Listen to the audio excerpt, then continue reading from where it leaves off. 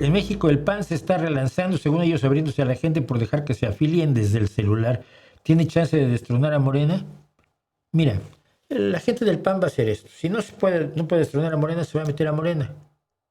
Ahora, si destrona a Morena, los de Morena se van a meter al PAN. Es que así está funcionando esto. Ver una diferencia entre el PAN y Morena me parece que requiere un esfuerzo conceptual intenso, pero además me parece absolutamente irrelevante. No creo que haya nada que diferencie de manera interesante el México que ve el PRI, que el México que ve el PAN, que el México que ve Morena. Y ninguno de esos Méxicos es bueno para los mexicanos, para los de a pie, para los comunes y corrientes, ¿no? Les van a echar allí migajas para que coman, mientras ellos pues, se llevan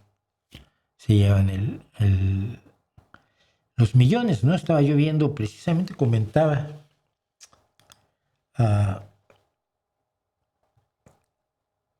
esto, los voy a poner, porque creo que ejemplifica muy bien de qué estamos hablando. Aquí está. Miren. La gobernadora Rocío Nale remodeló el Palacio de Gobierno con pisos de mármol. No hay medicamentos. No hay medicamentos para los niños. No hay medicamentos. Lo voy a repetir las veces que sea necesaria. No hay medicamentos. Ahora ya no hay medicamentos para nadie. Ya no solo para los niños con cáncer que han sido privados de los medicamentos, pese a todos los desfiguros y castañuelas y bailongos de López Obrador, jamás se resolvió el desabasto. Ahora hay desabasto en más medicamentos, pero se hacen palacios de gobierno con pisos de mármol, ¿no? ¿Por qué? Porque esto es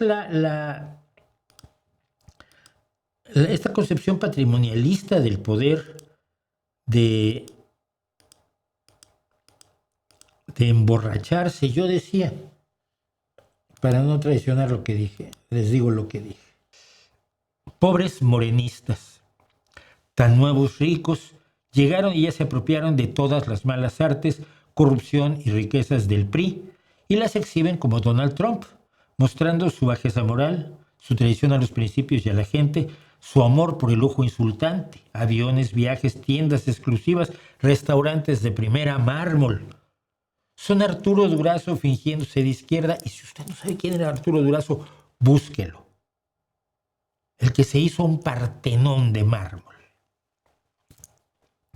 en San Juan, ¿cómo era? En San Andrés Totoltepec. Haciendo del país su Partenón ridículo, mientras la muerte, la pobreza y la desesperación ocurren allá, afuera de sus palacios y sus oficinas encristaladas y de las de sus socios y beneficiarios. Convendría que leyeran a Edgar Allan Poe, que leyeran La máscara de la muerte roja, porque esos pobres votantes comprados, humillados, a quienes se cubrió de promesas, escatimándoles todo cumplimiento, y que siguen igual de pobres, igual de enfermos, igual de maleducados, no de maleducados, sino de exentos de la educación a la que tienen derecho, y encima víctimas de la violencia que cobija o por lo menos permite y autoriza el gobierno mexicano. Esos algún día aparecerán dentro de sus palacios y sus oficinas acristaladas, como la muerte roja aparece en el edificio aquel, en el castillo aquel cerrado que nos cuenta Edgar Allan Poe. Y entonces ustedes dirán que es un complot contra la gloriosa Cuarta Transformación, y ojalá lo sea. Ojalá haya un complot amplio, digno, numeroso y decidido a ponerlos a ustedes frente a jueces de verdad. Es lo menos que puedo decir de esto. Partenón fue en Zihuatanejo, tiene razón.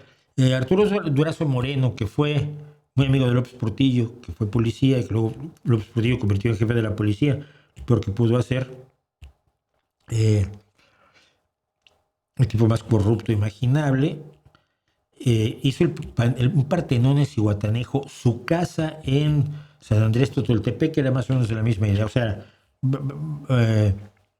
mármol blanco por todos lados. Y yo lo sé porque yo fui asistente de investigación en un centro de primatología que había puesto un investigador de la UNAM en San Andrés Totoltepec, porque en la huelga anterior le habían matado a todos sus animales en el bioterio, porque los huelguistas no atendieron a los animales, y como él hacía cosas a largo plazo, puso un centro de primatología alejado de la UNAM, fuera del campus de la UNAM, para que no le afectaran las huelgas. Y yo durante unos meses, porque me interesaba la investigación, como voluntario trabajé como asistente de investigación allí. Entonces dejábamos nuestro automóvil en la casa del que era el de los caldos platas.